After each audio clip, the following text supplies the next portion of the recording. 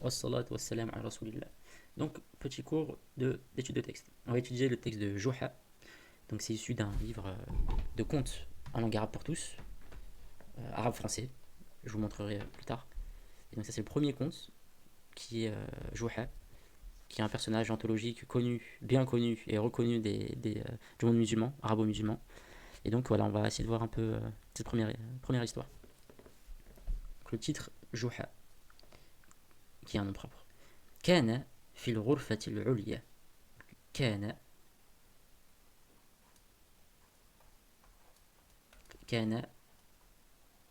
يكون au présent. Donc كان c'est au passé. C'est un peu le verbe être en arabe, même si c'est pas exactement ça, mais on va retenir ça. Donc كان يكون, le présent. Donc كان, il était, la structure du passé. كان في الغرفة, il y avait, on peut dire ça comme ça, il y avait fi dans الغرفة, la chambre, العليا, haute, donc la chambre haute, donc littéralement l'étage supérieur. Min manzilihi. Donc là, il parle de Juha, là, ils ont oublié de le mentionner. Donc c'est en fait Kana Juha, Juha était fi al-ghurfa, dans la chambre supérieure, fi al-ghurfati al-ulya. Ulya, ça vient de la racine alaya. Peut-être que je vais l'écrire alors si j'arrive à me démener, je peux écrire avec mon clavier. Alors comment je vais faire? Bismillah. Voilà, texte. Alors, j'ai mon petit clavier arabe-français. Donc alaya, ça vient de la racine a, la, ya. Je vais la mettre comme ça, le ya à la fin. Donc là, c'est une racine qui permet de créer différents mots. On verra que dans un cours suivant que la langue arabe fonctionne par racine. Et beaucoup de mots sont dérivés des racines à trois lettres trilitères qui permettent de créer tout un ensemble de mots. Et pour quasiment la grande majorité des mots, on peut fonctionner de cette façon et retrouver la racine et reconstruire. Mais bref, c'est pas le sujet aujourd'hui, sinon on va jamais finir cette étude de texte. Donc, كان جحا في الغرفة العليا من منزله. Donc, min de manzilihi. Donc il y a manzil plus hi. Donc si manzil, je vais continuer à écrire en texte peut-être. Donc ça fait manzil. Menzilon. Hop, je rajoute la petite soukoun. Donc menzilon. Et là on voit qu'il y a manzilihi, le hi à la fin. Il renvoie en fait. C'est un hi comme ça, qui est attaché pour le coup. Mais il renvoie à huwa. Donc c'est un pronom personnel attaché qui renvoie à Juha. Donc sa maison à lui. Donc il était dans l'étage supérieur de sa maison à lui. Donc le hi renvoie à lui. فَطُرِقَ بَابُهُ.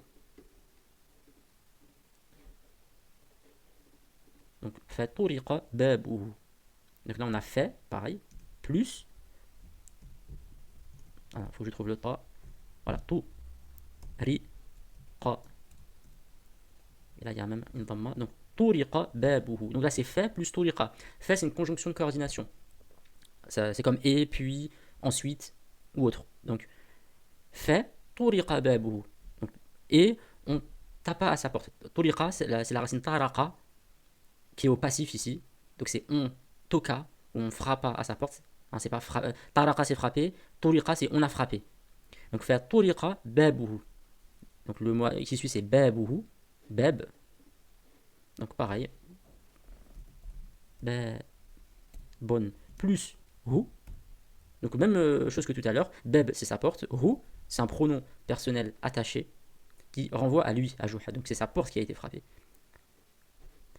فأطل من النافذة. Donc فأطل. أطل c'est un verbe, encore une fois. Et on a un fait qui est une conjonction de coordination. Donc فأطل. Pardon, je trouve pas le. Ah, voilà.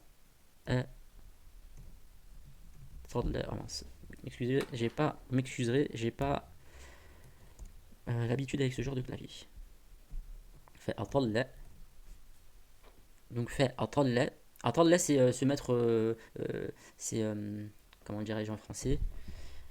C'est sortir sa tête par la fenêtre, on peut dire ça comme ça. De toute façon, j'ai la traduction qui peut m'aider. Pencher, voilà, chercher le mot.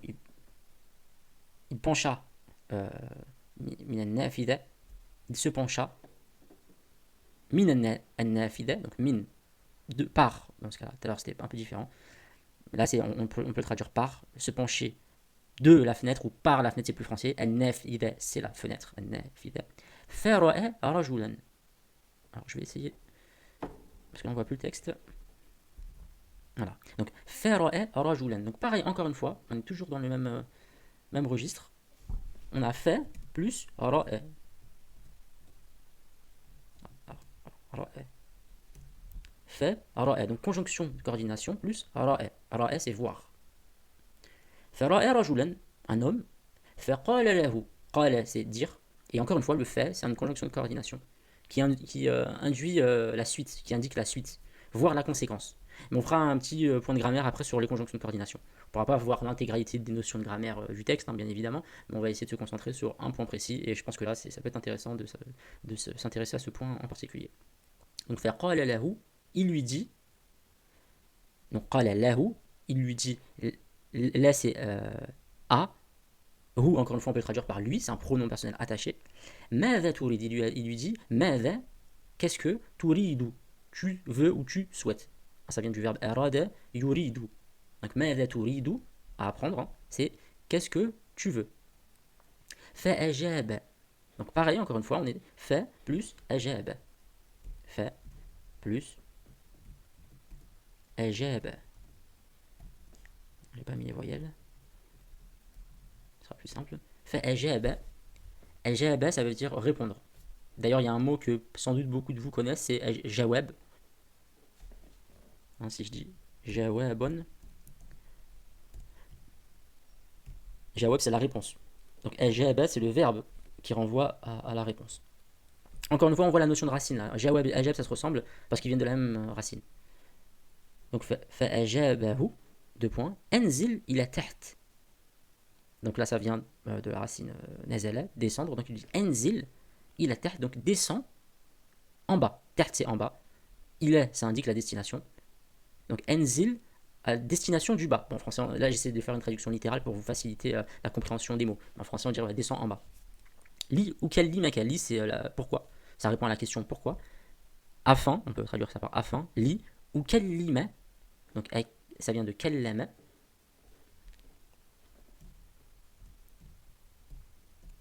Quel lama, c'est parler. Donc ou quel limou ou quel lima. Dans ce cas, parce que la voyelle finale, elle est un peu particulière, mais on ne va pas rentrer dans ce genre de détails. Donc, kallama yukallimu, c'est parler. Donc, kallama au passé ou kallimu au présent. Et ou kallimaka, le ka à la fin, c'est un pronom pareil attaché, qui indique toi. Donc, afin que je parle à toi. Yukallimaka. Donc, si on revient sur le début, donc il était, fait le rôle fatil, il était en haut il était à l'étage supérieur de sa maison. On frappe à sa porte, fait tout l'iqababou. On frappe à sa porte. Fait il se pencha. Donc il se pencha par la fenêtre. Il vit un homme. Un homme par la fenêtre. Et il lui dit qu'est-ce que tu veux. La personne lui répond Enzil taht liukallimek. Enzil taht, descends en bas liukallimek afin que je discute avec toi, afin que je te parle. Et donc là la réponse de la suite. Fait nazala, donc encore fait plus nazala, descendre. Donc enzil c'était un verbe à l'impératif. Enzil, donc descend. Nazala, c'est le même verbe, mais au passé. Je vais l'écrire si vous voulez. Le verbe nazala. Nazala. Donc fait nazala. Donc encore une fois, fait plus nazala. Donc il descendit. Où j'en suis là. Fait nazala. Fait qala rajul. Il descendit et l'homme lui dit. Donc encore une fois, le fait là, ça induit et implique une conséquence ou une suite directe. On verra ça juste après, encore une fois. Donc fait nazala, fait qala rajul. L'homme lui dit Ana faqirun. Ana faqirul hali, pardon. Donc ana, je suis faqirul hal. Faqir, ça veut dire pauvre. Ça vient de la racine faqarun, que je vais noter ici. Donc faqarun. Je vais mettre la racine finale comme ça. Bon, il a mis qu'une dans moi. El faqr, on va dire si vous voulez. On va rester en version trilitère 3 lettres. Ça sera sans doute plus simple. Donc faqr. Al-faqr, c'est la pauvreté. Faqirun, c'est le pauvre. Donc c'est un peu le nom qui découle de la pauvreté. En fait, ce serait plus en arabe un adjectif de par sa forme. On ne va pas s'intéresser aujourd'hui à la morphologie de la façon de construire les mots, qui est très intéressante par ailleurs, mais sinon on s'en sortira pas. Ana faqirul hali, donc je suis de situation pauvre. Al-hal, c'est la situation. En français, c'est un peu compliqué à traduire de façon littérale parce que ça n'a pas de grand sens. Il aurait pu dire ana faqir. Mais ana faqirul hal, je suis de situation pauvre. Donc en fait, là, c'est la situation qui est pauvre. Même si c'est lui, mais c'est sa situation, c'est une façon de parler. Il aurait très bien pu dire ana faqirun, il a dit ana faqirul hal, c'est un peu plus soutenu. Mais je suis dans une situation pauvre. Voilà. Uridu Hasana ya Sayyidi. Bon, là, il y a une petite erreur, ils ont mis un shedda à la fin de Hasana alors que c'est faux. Il n'y a pas de shedda à la fin d'un mot, surtout, il n'y a jamais de shedda. Donc, c'est une erreur, je pense, d'édition. Uridu, encore une fois, on a dit Turid, c'était conjugué avec voilà, à la deuxième personne du singulier. Anta Turid, Mada Turidu Anta, qu'est-ce que tu veux toi? Et là, Uridu, c'est à conjuguer avec je. Uridu, je veux Hasanatun ya Sayyidi. Donc, ya Sayyidi, c'est monsieur, je pense que c'est un mot que vous connaissez. Uridu Hasana, qu'est-ce que ça veut dire Hasana? Hasana, ça vient de la racine Hassan. Alors, Hassan. Hassanon. Hassan, c'est le bon. Donc, je veux une Hassan. Une Hassanatun, ici, hein, il y a un T à la fin. Donc, je veux une bonne. Alors, dans le langage religieux, Hassana, c'est la bonne action. Mais en fait, littéralement, Hassana, c'est la bonne. Mais dans le contexte religieux, quand on dit je veux une bonne, ça implique automatiquement qu'on parle d'une bonne action. Hein. Donc là, il dit Oulid ou Hassan, c'est pas lui qui veut de Hassan dans le sens religieux, mais il veut qu'on lui fasse une bonne œuvre. Il veut bénéficier d'une bonne œuvre. Alors, on comprend d'après le contexte. Le contexte est assez important là pour comprendre. C'est une personne qui est pauvre, il veut pas faire une bonne action, il veut bénéficier d'une bonne action. Donc, Oulid ou Hassana, il y a Sayyidi. Donc en fait, c'est comme s'il lui disait je veux que toi tu fasses une bonne action envers moi. Et c'est une bonne façon d'introduire la chose pour essayer de convaincre la personne en face de te donner.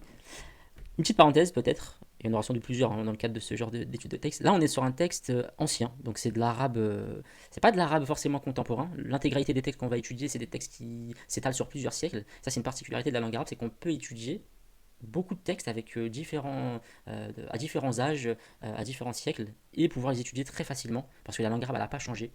Alors pourquoi elle n'a pas changé? Il y a plusieurs hypothèses. Soit la première, je pense la plus importante, c'est qu'il y a le Coran qui a vraiment figé la langue. Et c'était une période où la langue arabe était très très puissante et belle, et le Coran a permis de la figer, de faire en sorte qu'on a une langue commune qui ne va pas trop varier, malgré qu'il y a des dialectes, hein, bien évidemment, mais la langue littérale, hein, tout ce qui a trait au littéraire, à la littérature, à la façon de parler un petit peu plus académique, elle est restée telle qu'elle. Donc il y a ça, et aussi du fait de la langue même, parce que la langue arabe c'est une langue sémitique, euh, ou sémite, pardon, et donc en fait, et donc c'est une langue particulière dans la mesure où on verra, comme ce que je disais tout à l'heure, elle est basée sur la racine, et sur d'autres concepts aussi qui sont très différents des autres langues. Et en particulier, ce concept de racine fait que on peut toujours revenir à la racine d'un mot, enfin dans beaucoup de cas de figure.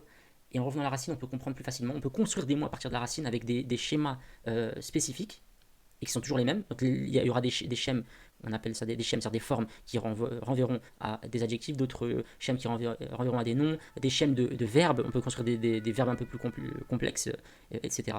Et ça a fait que même si on ne parle pas exactement la même langue que le Xe siècle, hein, on peut comprendre quelqu'un du Xe siècle. Alors, si dans l'hypothèse où la personne a fait un peu d'études, qu'elle a eu un attrait à la littérature et qu'elle a étudié des textes de cette période, sinon c'est vrai que de prime abord c'est compliqué. Mais c'est pas impossible, et ça c'est la chose que je trouve assez jolie de la langue arabe. Et donc il y a des façons de parler ici qui sont très belles que vous pouvez emprunter, hein. Mais c'est vrai que dans la langue du quotidien ou dans les médias ou autres, ils vont pas forcément parler comme ça. Plus c'est épuré, plus c'est poétique, plus c'est simple, plus c'est ancien. Et on le voit déjà dans le Coran, c'est vraiment la langue la plus parfaite, hein. La façon de parler d'un sujet, là, même dans les hadiths, c'est-à-dire que c'est le Coran, c'est normal, c'est la parole d'Allah, mais les hadiths, le prophète il a eu cette capacité d'éloquence qui est extraordinaire. Mais en tout cas, le prophète ou même les Sahaba, on voit que la façon dont il s'exprime de façon claire, précise, concise et très poétique, c'est vraiment, de mon point de vue, peut-être la meilleure façon de s'exprimer en arabe. Bref, en tout cas, c'était une grosse parenthèse pour le coup. Donc, je suis de la situation pauvre, ou dans une situation de pauvreté pour essayer de faire une traduction un peu plus juste en arabe. Uridu hasana, je veux une bonne œuvre. Fartada juha minhu. Donc encore un fait de conséquence. Irtada. Irtada, ça veut dire. Alors, il y a beaucoup de mots aujourd'hui. Vous n'êtes pas obligé de tout retenir pour tous les mots. Essayez de prendre ce que vous pouvez. Hein, l'objectif, c'est que vous mangiez ce que vous souhaitez manger et pas de tout apprendre, tout comprendre. C'est impossible de faire le tour de toutes les notions là en un cours. En fonction de votre niveau, essayez d'attraper ce que vous voulez, revisionner la vidéo si nécessaire. Mais voilà, sinon, c'est vrai qu'il y aura peut-être beaucoup de choses. Alors, le dha, je sais même plus comment le faire. Alors, c'était un T déjà, c'était pas un ta. irtadha. Et ça vient de quelle racine, ça? Vous verrez que le concept de racine est très important parce qu'il permet de bien comprendre les mots et de ne pas confondre avec d'autres choses et ça facilite même l'apprentissage et la compréhension. Donc ça vient de raïd. Raïd, c'est la colère. Je vais mettre le soukoun, ce sera plus simple. Donc raïd, c'est la colère. Irtada, c'est le verbe qui fait référence à la colère. Donc fartada jouha, jouha c'est mise en colère. Minhu, min plus hu. Encore une fois, hu c'est un pronom personnel attaché. Donc min, de, hu, lui. On peut traduire hu par lui, ce sera plus simple. Ouais, lakinnahu, et cependant. Lakinna c'est mais ou cependant, c'est une conjonction de coordination, pareil. Hein. Cependant, kadama raïda. Donc raïda, raïdahu. Donc hu, encore une fois, ça renvoie à juha, c'est un pronom personnel attaché. Donc kadama raïdahu, donc raïd, on vient de le voir, d'ailleurs, raïd c'est la colère. Kadama, ça veut dire quoi? Ça veut dire cacher sa colère, la contenir. Donc kadama raïda, vous pouvez apprendre, même c'est une expression connue. D'ailleurs, dans le Coran, Allah subhanahu wa ta'ala, il dit quand il parle des croyants, et des gens qui contiennent leur colère, ou qui retiennent leur colère. Dans le sens de la traduction, là, je ne vais pas rentrer dans l'explication, machin, je ne suis pas du tout habilité à ça, mais au moins que vous ayez cette notion-là et vous pouvez retrouver le verset en question. D'ailleurs, c'est وَالْكَاظِمِينَ الْغَيْظَ وَالْعَافِينَ عَنِ النَّاسِ وَاللَّهُ يُحِبُّ الْمُحْسِنِينَ. وَقَالَ لَهُ donc وَلَكِنَّهُ كَظَمَ غَيْظَهُ وَقَالَ لَهُ et il lui dit اتبعني. Ça vient de tabi'a, yatba, tabi'a c'est suivre. Donc tabi'a, suivre. Donc itbi'ani, c'est un verbe al-amr, à l'impératif. Donc itbi'ani, donc suis-moi. D'ailleurs, point d'exclamation. Point d'exclamation en général, c'est l'impératif. Hein. C'est une façon de s'en souvenir aussi, comme en français. Donc itbi'ani. Il lui a dit ok, d'accord. Il s'est énervé, il a contenu sa colère, il lui a dit qala lahu itbi'ani, suis-moi. Donc il était en haut, il l'a fait descendre. Il lui a dit qu'il veut une bonne action. Il lui a dit ok, suis-moi. وصعد إلى أعلى البيت donc et صعد ça veut dire monter et d'ailleurs il y a un mot المصعد c'est l'ascenseur المصعد c'est l'ascenseur صعد c'est monter donc وصعد إلى أعلى البيت ça indique une direction أعلى le plus haut ça vient de la même racine que tout à l'heure أعلى vous vous souvenez je sais plus où est-ce que voilà, il est là. Donc a'ala par contre c'est un superlatif, donc il a a'ala al-bayt, donc il est au plus haut de la maison, donc sans doute l'étage où il était tout à l'heure. Donc al-uliya, le rôle fait al-uliya. En fait al-uliya et a'ala c'est le masculin, et al-uliya c'est le féminin. Donc le rôle fait al-uliya c'est plus que l'étage supérieur, c'est l'étage le plus haut étage. Sans doute il doit y avoir un rez-de-chaussée, un premier étage, et c'est le plus haut de la maison, c'était où il était initialement. Donc wasa'ita ila a'la al-bayt warrajulu yatba'uhu. Donc il monte tout en haut de la maison et l'homme warrajulu yatba'uhu et l'homme le suit. Ça vient de c'est le même verbe que tout à l'heure. Yatba'uhu encore une fois. Donc tabi'a yatba'u. Tabi'a c'est au passé. Yatba'u c'est au présent. Est-ce que je l'ai mis? Peut-être que je peux le mettre.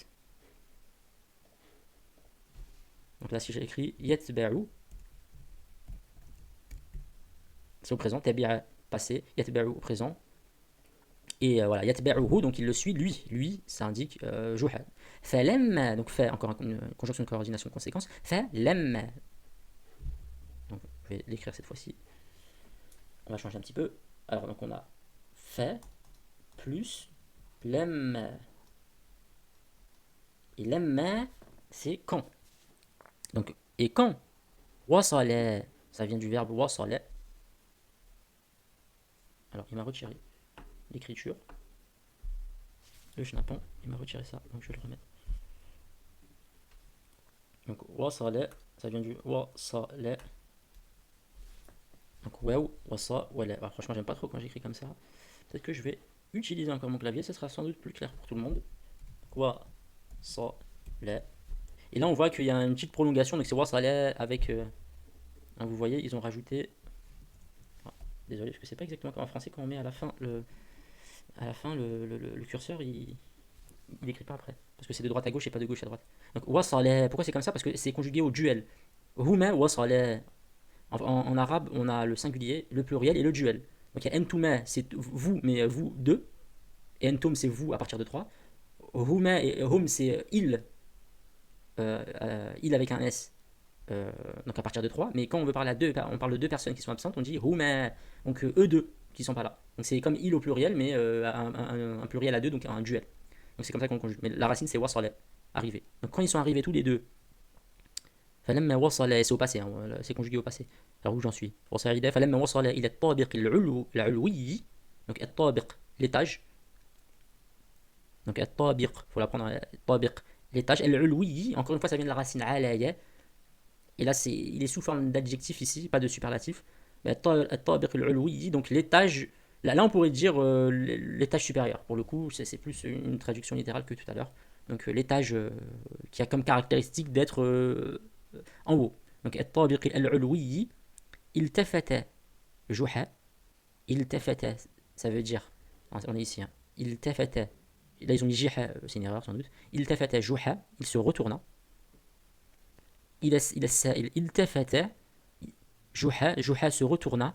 إلى السائل, là on a l'inversion en arabe, il y a des phrases verbales, on commence avec le verbe et le sujet du verbe est juste après. Alors pour ceux qui ne savent pas tout ça, on reverra au fur et à mesure. Encore une fois, là l'objectif c'est pas de faire de la grammaire sur grammaire parce qu'on va pas, jamais en finir. Mais si vous suivez le cycle des cours et des petites études de texte comme ça, on va reparler de ça encore et encore et encore. Et à chaque fois, on va essayer de faire des points de grammaire. Et si des gens veulent poser des questions, n'hésitez pas en commentaire. S'ils veulent revenir vers moi au sujet de certaines choses, n'hésitez pas. L'objectif c'est de susciter un peu la curiosité, de faire en sorte de promouvoir la langue arabe de façon ludique. Mais il ne faut pas avoir ce complexe ou cette comment dire, cette frustration de pas tout savoir autant tenter. C'est pas possible de tout savoir autant tenter, c'est trop compliqué. Donc là déjà c'est un texte qui est pas très très simple. C'est pas un texte simpliste et c'est à dessein. C'est-à-dire que c'est pas non plus de faire des petits textes de maternelle. Je trouve ça un peu, pour certaines personnes, pas dégradant, mais pas très intéressant. Là, au moins, vous avez à manger direct avec des vrais textes littéraires. C'est pas non plus très compliqué en fait. Quelqu'un avec un peu de motivation, il peut rentrer là-dedans et réussir très bien à comprendre et à manger ce qu'il a à manger et progresser au fur et à mesure. Il suffit de progresser d'1% à chaque fois pour à la fin de l'année ou 2 années ou 3 années ou que sais-je en fonction du rythme de progression d'avoir un vrai niveau. Mais voilà, c'est ce que j'avais à vous dire pour essayer de vous motiver un peu. Donc il tafata Juha ila sa'il. Juha se retourna, il est, encore une fois, en direction de As-Sa'il, le questionneur. Ah là, ça vient encore de Sa'ala. On avait dit, je sais pas si on a vu ça, mais Sa'ala, c'est. Non, on a dit Ajaba tout à l'heure, c'était pas Sa'ala, pardon. Donc Sa'ala, on va le noter peut-être. Je pense que c'est un mot que beaucoup de gens connaissent. Sa'ala, c'est questionner. As-Sa'il, c'est le questionneur. Donc c'est comme Kharaja, sortir. El-Kharij, le sortant. Dakhala, entrer. Ad-Dakhil, l'entrant. Qu'est-ce que je peux donner d'autre comme exemple? Alima, à connaître. El-Alim, le connaisseur. Et en français, on dit le savant. Bref, ça c'est un exemple là de schème. Pour le coup, on a parlé tout à l'heure de schème. Là, c'est un exemple de schème à partir d'une racine. Et à chaque fois qu'il y aura ce schème là, on aura une indication de ce que veut dire ce mot-là. Donc là, c'est Ismul Fa'al, celui qui va faire l'action. Ça sera toujours de cette manière qu'on va le construire. C'est une parenthèse, encore une fois, là, ne vous cantonnez pas à ça, on verra ça pour ceux qui le souhaitent. Donc, il a sa'il wa qala lahu, donc il se retourna, il a sa'il, et il lui dit Allah yu'tik. Donc il a fait monter, il lui dit, une fois qu'il est en haut, Allah va te donner, Inch'Allah. Donc yu'ti, ça vient de a'ta. Ah, à chaque fois je me trompe. Alors, a'ta. A'ta, ouais, comme ça on va le mettre. A'ta, c'est donné. Yu'ti, c'est conjugué au présent. Donc yu'ti, ka, le ka, il renvoie, ici là, il renvoie à ente, c'est encore un pronom personnel attaché. Ça c'est quelque chose qui est important à connaître, je pense qu'on fera un point assez rapidement parce que là je me rends compte qu'il y a beaucoup de pronoms personnels attachés. Donc yu'tika, à toi, et Allah il va te donner. Fa'ajabahu al-faqir, donc on l'a déjà vu, fa'ajabahu, fa plus ajabahu, répondre. Ajaba, répondre, ahu, à Juha. Donc, et il lui répondit, à lui, à Juha, al-faqir. Donc c'est le faqir, le pauvre, qui répond à Juha. Je ne sais pas si c'est clair dans vos têtes, mais voilà, c'est vrai qu'il y a beaucoup de choses. Un seul mot, fa'ajabahu, déjà c'est une phrase. فأجابه الفقير ولماذا لم تقل لي ذلك ونحن تحت. Donc c'est pas une phrase difficile, je pense que beaucoup auront compris. Donc ouais, لماذا et لماذا pourquoi لم تقل, لم c'est la négation au passé. Donc et تقل ça vient de قال يقول. Donc hop, je vais essayer d'écrire pour changer un peu. Alors c'est pas facile, je suis sur une tablette et j'essaie d'écrire dessus, c'est pas évident mais là je pense que ça c'est explicite. قال. Donc lem taqul c'est conjugué au passé. Lem taqul li c'est à moi. Donc en fait c'est lem plus ana. En fait c'est le lem Bon, là j'écris avec la souris, c'est encore pire. Donc lem plus yeah. Li c'est a, et le yeah ça renvoie à moi, c'est encore un pronom personnel attaché. C'est li n, c'est comme si on disait li n, mais on dit pas li n, on dit li. Donc ولماذا لم تقل li ذلك. ذلك c'est ceci, c'est un pronom démonstratif. ونحن تحت. Pourquoi ne m'as-tu pas dit ceci et nous on est en bas, et alors qu'on était en bas? Littéralement, et nous étions en bas. Il faut comprendre en français, et alors que nous étions en bas. ونحن تحت, نحن c'est nous. فقال, il lui dit, وأنت, et toi, لماذا أنزلتني? Pourquoi أنزل, on a vu أنزل, c'est faire descendre. Donc أنزلت, le ta il renvoie à toi, أنزلت conjugué avec أنت, avec toi, avec tu.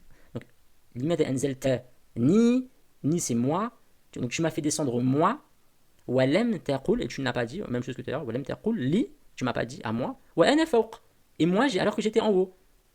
Donc tout à l'heure c'est ونحن تحت, et là c'est وأنا فوق. Donc lui il lui dit ولماذا لم تقل لي ذلك, pourquoi tu ne m'as pas dit ceci, ونحن تحت, alors que nous étions en haut. Et l'autre il lui répond وأنت لماذا أنزلتني ولم تقل لي وأنا فوق, et toi pourquoi tu m'as pas dit ce que tu voulais alors qu'on était en haut. Vous avez compris entre guillemets la petite passe d'armes entre les deux, ou la petite note humoristique, c'est que la personne elle était en haut. Joachim était en haut, il est dérangé entre guillemets par quelqu'un. Il regarde par la fenêtre, il lui demande ce qu'il veut, la personne lui dit non mais tu descends. Donc il descend, il ouvre la porte et il lui dit donne-moi, je veux avoir à manger concrètement, ou un peu d'argent.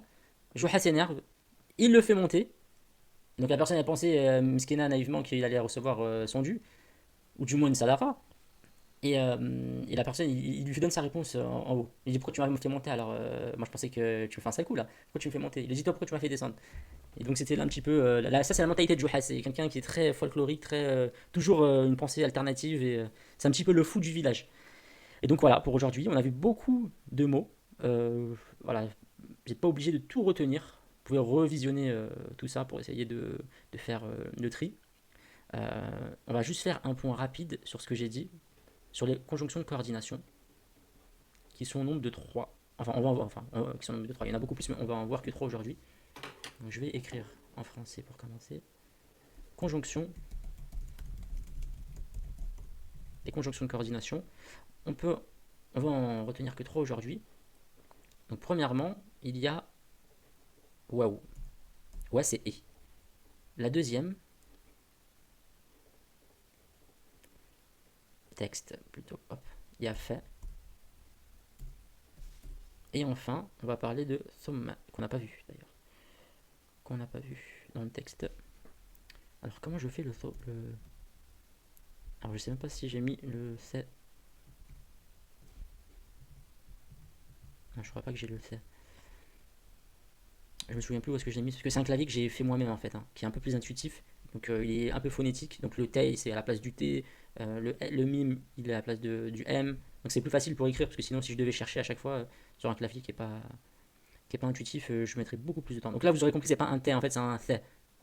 Mais je trouve pas, donc je vais pas perdre de temps, pas perdre plus de temps. Donc thumma, d'ailleurs c'est pas thumma, ça serait thumma. Et donc encore une fois c'est 3 points, il n'y a pas de 2 points en fait. Donc fait, ouais, fait, thumma. Les 3 induisent, peuvent être traduits par et. Cependant, il va y avoir une petite subtilité. Parce qu'il y a une règle en arabe qu'il faut absolument connaître. D'ailleurs, je pense dans toutes les langues, mais en arabe en tout cas, vraiment, c'est un principe. Hein. إذا اختلف المبنى اختلف المعنى. Donc, si le mot change, la structure change, le sens change. C'est pas possible qu'un mot soit un synonyme parfait. Ça n'existe pas. Pourquoi créer un autre mot s'il renvoie déjà un concept qui existe? Si ce mot existe, c'est qu'en fait, il rajoute quelque chose. Il rajoute un sens supplémentaire ou une subtilité, parfois qu'on ne peut pas voir a priori parce qu'elle n'est pas utile dans le texte en question ou dans le contexte, mais voilà, elle a quand même une petite différence. Et donc, c'est pas des synonymes parfaits ou vraiment isomorphes à 100% qui ont exactement le même sens. Non. S'il y a un mot qui a été créé pour ça, ils vont pas se casser la tête les anciens. S'il y a un nouveau mot qui a été créé, c'est qu'il apporte quelque chose, sinon il sert à rien. Donc sinon c'est de la redondance. Et ça aurait aucun sens. Donc là, le ouais, on peut le traduire par et, fait, aussi on peut le traduire par et. Thumma, on verra, on peut le traduire par je sais pas si on peut dire par et. Bref, on va voir un exemple comme ça sera plus simple. Si je dis, on a Mohamed et Khalid qui sont deux étudiants. Et si je dis Dekhala, est-ce que je vais le noter? Ouais, je vais le noter. Donc je vais mettre Dekhala, le verbe entrer. Khaled, Mohamed, peut-être là je vais le dessiner, Mohamed et Khalid, que je vais mettre en rouge. Donc, si je dis Khaled, Mohamed et Khalid fil qism dans la classe, on sait que Mohamed et Khalid sont entrés. On va dire que ça c'est une porte, hein, excusez-moi pour le dessin. Donc si Mohamed et Khalid sont entrés, on sait qu'ils sont entrés tous les deux dans la classe. En revanche, on ne sait absolument pas l'ordre. Qui est rentré après qui est rentré en premier, comment ils sont rentrés, la temporalité, on sait rien. On sait que les deux sont rentrés, et puis c'est tout, c'est ça qui nous intéresse. Si je dis Dakhala Mohamed fait Khalid, et bien ça veut dire on a une notion supplémentaire, on sait que les deux sont rentrés, mais on sait quelque chose d'important, c'est que Khalid, en noir ici, ou Mohamed on avait dit en noir. Donc on sait que Mohamed est rentré, et juste après, Khalid est rentré. Donc il y a une notion de temporalité qui s'ajoute ici, et qui est importante à comprendre. Et parfois on a besoin de cette temporalité, on a besoin de savoir qui est le premier qui est rentré. Donc ça peut être une subtilité qui peut avoir son importance. Donc quand le fait va être utilisé dans ce cas de figure. Par contre si je dis Dakhala Muhammadun thumma Khalid, alors on sait que les deux sont rentrés, on sait que Mohamed est rentré avant Khalid, mais bien avant. Thumma, il y a une notion de longueur dans le temps. Ils ne sont pas rentrés l'un derrière l'autre. Le fait, il est vraiment quasiment l'un derrière l'autre. Thumma, c'est après une petite période de temps. L'un est rentré puis l'autre. Voilà. Le sommet, c'est vraiment puis. Je pense que c'est la meilleure traduction, la plus proche.